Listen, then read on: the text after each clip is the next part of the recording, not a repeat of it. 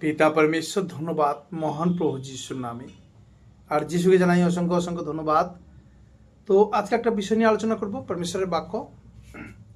যদি আমরা দেখি যে আমরা যেন বাক্যতে ভাঁজ না দিই, কারণ যখন র্যাপচার হবে তখন যদি সে সঠিক থাকে, সব বিষয়ে সঠিক থাকে, তবু যদি বাক্যতে ভুল থাকে তখন সে র্যাপচারের সময় যেতে পারবে না।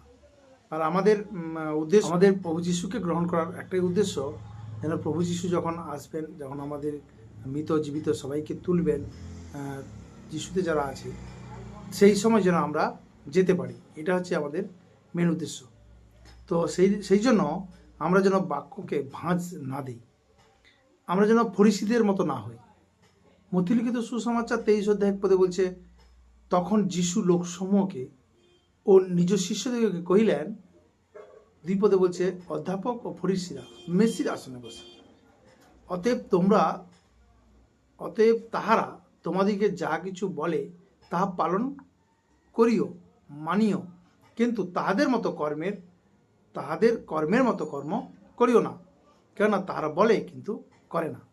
তাহলে আজকে প্রভু যা কিছু করেছেন, যা কিছু বলেছেন, প্রত্যক্ষভাবে দেখিয়ে দিয়েছেন যে তিনি যেটা করেছেন সেটা বলেছেন। আজকে অনেকে করছে না, কিন্তু বলছে, মুখে বলছে, মণ্ডলীতে বলছে, সব কিছু বলছে, কিন্তু নিজে সেই কাজটা করছে না। মিথ্যা কথা বলতে না বলছে, কিন্তু সেটা নিজেই বলছে মাঝে মধ্যে, কিন্তু সে বলা বন্ধ করছে না, সে করছে না, কিন্তু মানুষকে করতে বলেছে। এবারে আপনারাও তাহাদের প্রবেশ করো না, এবং যাহারা প্রবেশ করিতে আইসে তাহাদিকে প্রবেশ করতে দেও না। তাদেরকে বলছে, তোমরাও সেই স্বর্গরাজ্যে অনন্ত জীবনে প্রবেশ করতে চাও না, এবং যারা প্রবেশ করতে এসছে তাদেরকে তোমরা যেতে দাও না। 15 পদে বলছে, হাঁ, অধ্যাপক ও ফরিসীগণ, কপটিরা, ধিক তোমাদিগকে, কারণ একজনকে ইহুদি ধর্মাবলী করিবার জন্য তোমরা সমুদ্রের স্থলে পরিবহন করিয়া থাকো, আর যখন কেউ হয় তখন তাকে তোমাদের অপেক্ষায় দ্বিগুণ নারকীয় করে তোলো। তার মানে বলছে যে একজনকে তোমরা তোমার ধর্মের দিকে টানার জন্য কত চেষ্টা করো, আর যখন সে ধর্মের দিকে এসে যায় তখন তাকে তোমরা কি করো না, তোমরা তার উপরে বোঝা বাঁধিয়ে চাপিয়ে দাও, কিন্তু তোমরা সেটা নাড়াও না, কিন্তু তোমরা কি করো না, তাকে দ্বিগুণ নরকীয় করে তোলো।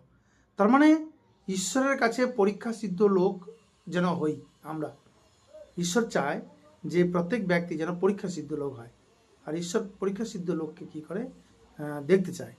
আমরা যদি দেখি সেকেন্ড তিমথিও 2 অধ্যায় 15 পদে বলছে, তুমি আপনাকে ঈশ্বরের কাছে পরীক্ষা সিদ্ধ লোক দেখাইতে যত্ন করো, এমন কার্যকারী হও যাহার লজ্জা করিবার প্রয়োজন নেই, যে সত্যের বাক্য যথারূপে ব্যবহার করতে জানে। তাহলে আমরা যেন সত্যের বাক্যকে যথারূপে ব্যবহার করতে জানি, সেই হচ্ছে আসল কার্যকারী, সে পরীক্ষা সিদ্ধ লোক, যে নিজে পাপ করা বন্ধ করেছে আর নিজেই সঠিক পথে আছি।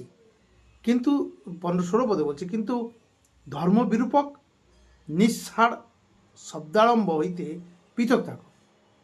বলছে ধর্মবিরূপক নিঃসার শব্দারম্ভ হইতে পৃথক থাকো, কেন সেই প্রকার লোক ভক্তি লঙ্ঘনে অধিক অগ্রসর হইবে। এরা বাক্যের দ্বারা তোমাকে অনেক কিছু বোঝাবে, কিন্তু যেটা ঈশ্বরের বাক্য নেই সেটা ছাড়া আর আমরা যেন কোনো কিছু না বুঝি। তারপরে ঈশ্বরের বাক্য যেটা পারফেক্ট সঠিক শিক্ষা, সেটা যেন আমরা শুনি।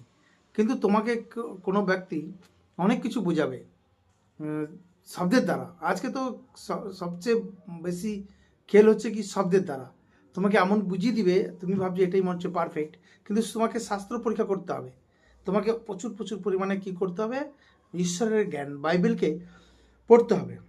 এবং 17 পদে বলছে, এবং তাহাদের বাক্য গলিত ক্ষতের ন্যায় উত্তরোত্তর ক্ষয় করিবে হুনিয়ার ও ভিড়দের মধ্যে, তাদের মধ্যে দুমধ্যে। তার মানে এরাও কী ছিল, এদের বাক্য কী ছিল না, ধীরে ধীরে কি ক্ষতকে বাড়াবে, কিন্তু মেটাবে না। আমরাও যেন বাক্যকে ভাঁজ না, আমরা কি করি, আমরা যেন বাক্যকে ভাঁজ না দিই। তাহলে 2 কোরিন্থীয় 2 অধ্যায় 17 পদে বলছে, আমরা তো সেই অনেকের ন্যায় যে ঈশ্বরের বাক্য ভাঁজ দেই তাহা নয়, কিন্তু সরলভাবে ঈশ্বরের আদেশক্রমে আমরা ঈশ্বরের সম্মুখে খ্রিস্টের কথা কইতেছি। তার মানে আজকে ধরো অনেক জায়গায় আছে যে না না দাদা ভাই, এখানটায় প্রতিমার প্রসাদের কথা যদি প্রচার করো, তাহলে এখানে যারা আছে তারা শুনবে না, তারা আসবে না। তো প্লিজ এই কথাটা তুমি বলবে না, বাকি সব প্রচার করো। মূর্তি পূজার বিষয় তুমি যদি প্রচার করো তাহলে এখানে হবে না। তার মানে অনেক বিষয় আছে যেখানে বাক্যকে কি করা হচ্ছে, ভাঁজ দেওয়া হচ্ছে। আর অনেক বিষয় আছে, বলছে ও মাঝে মাঝে পাপ করে, করতে দাও, কোনো ব্যাপার না, ও শুধরে যাবে। তার মানে সেখানে বাক্যকে কি করা হচ্ছে, ভাঁজ দেওয়া হচ্ছে। কিন্তু আমরা কি করি, সরলভাবে ঈশ্বরের বাক্যকে প্রচার করি, সত্যকে আমরা সবাই সামনে প্রচার করি।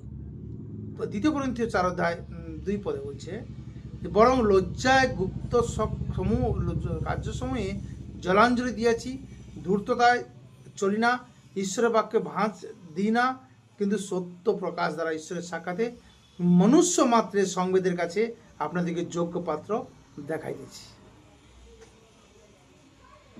তার মানে আমরা সত্যের বাক্যকে কি করিনি, ভাঁজ দেইনি। আমরা কি করছি, মানুষ ঈশ্বরের কাছে নিজেকে যোগ্য পাত্র দেখানোর চেষ্টা করতেছি, যেন আমরা নিজে ভিতর থেকে যেন আমরা ঈশ্বরের যোগ্য সন্তান হতে পারি। কিন্তু আমাদের সুসমাচার যদি আবৃত থাকে, তবে যাহারা বিনাশ পাইতেছে তাদের কাছে আবৃত থাকে। যারা এখনো বিনাশ পাচ্ছে, সেই সুসমাচার কার কাছে আবৃত আছে, ঢাকা আছে। তার পুরাতন নিয়মে কি ছিল, পর্দা ছিল, সেই পর্দা প্রভু কী করেছে, উঠে দিয়েছে। তাহলে আজকে যদি কোনো ব্যক্তি এখনো বিনাশ পাচ্ছে, তার কাছে এখনো সেই পর্দা পড়ে আছে। তাহলে তাহাদের মধ্যে যুগের দেব কেন পর্দা পড়ে আছে, কারণ তাহাদের মধ্যে যুগের দেব তাদের অবিশ্বাসীদের মন অন্ধ করিয়াছে, যেন ঈশ্বরের প্রতিমূর্তি যে খ্রিস্ট, তাহার গৌরবের সুসমাচার যদি তাদের প্রতি উদয় না হয়। তার মানে এখনও পর্দা কেন পড়ে আছে না, অন্ধ করে রেখেছে কে, এ যুগের দেব, এ যুগের যে শয়তান, সে মানুষকে কি করেছে, অন্ধ করে রেখেছে। এই জন্য ঈশ্বর, সেই প্রভু যিশুকে সে চিনতে পারছে না। তার মানে আমাদেরকে যেমন কথা বলা উচিত তেমন বলো না। আমাকে জগতের জ্ঞানে মানুষকে পটিয়ে নিয়ে আসতে হবে, বা জগতের জ্ঞানের দ্বারা মানুষকে ঈশ্বরের সুসমাচার দিতে হবে, এরকম না। ঈশ্বর বলছে তুমি যেমন বলা উচিত তেমন বলো, আমার বাক্যকে, ঈশ্বরের বাক্য যেমন বলা উচিত তেমন বলো, তেমনি তাহা প্রকাশ করিতে পারি। তার মানে ঈশ্বর মুখোপেক্ষা করেন না। আমরা যদি দেখি লুক 20:21 পদে বলছে, তাহারা তাহাকে জিজ্ঞাসা করিল, হে গুরু, আমরা জানি আপনি যথার্থ কথা কহেন, যথার্থ শিক্ষা দেন, কাহারও মুখোপেক্ষা করেন না, কিন্তু সত্যরূপে ঈশ্বরের পথের বিষয়ে শিক্ষা দিতেছেন। তার মানে এর থেকে না জানা ভালো। আমরা যদি সত্যকে গুপ্ত রাখি, তাহলে এর থেকে না জানাই ভালো ছিল। কারণ সত্যকে জেনেও যদি আমরা আবার সেই সত্যকে জেনেও আমরা সেই সত্যকে যদি আমি প্রচার করতে ভয় পাই, বা সত্য যদি প্রচার না করি, গুপ্ত রাখি, তাহলে আমার না জানাই ভালো ছিল। 2 পিতর 2:21 পদে বলছে, কেন ধার্মিকতার পথ জানিয়া তাদের কাছে সমর্পিত পবিত্র আত্মা হইতে সরিয়া যা অপেক্ষায় বরং সেই পথ অজ্ঞাত থাকা তোমাদের পক্ষে ভালো ছিল। তারপরে ধার্মিকতার পথ আমরা জেনেছি, আর জেনে তারপরে যদি আবার ভুল করে, মানে যদি আমরা পড়ি ইব্রিয় 10:27 পদে, যে সত্য তত্ত্বজ্ঞান পাইলে পর তারপর যদি স্বেচ্ছাপূর্বক পাপ করে, তার কোনো আর বলিদান বাকি নেই। তাহলে যে বিনাশ পাচ্ছে সে কে, না যে সত্যকে জানার পরে যে পাপ করছে সে বিনাশ পাচ্ছে, তার জন্য আর কি যজ্ঞবেদী বা বলিদান বাকি আছে। তাহলে আমরা যেন কি করি, ঈশ্বরের বাক্যকে ভাঁজ যেন না দেই, আর ঈশ্বরের রীতিক্রমে সত্য অনুসারে যেন আমরা চলি।